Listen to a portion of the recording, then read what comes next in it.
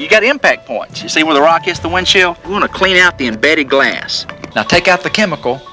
Now let's take out the syringe and we'll withdraw 0.2 milliliter of chemical and place it inside the injector. I've dispensed the chemical down into the seal. As I run the injector needle down through there, if you watch closely, you'll actually see it penetrate. It's disappearing. Yeah. And we reverse the action a little bit and it pulls the air out, you see? And we take it back down. If you're watching closely, you can actually see the air is being displaced. Wow. All right? Wow.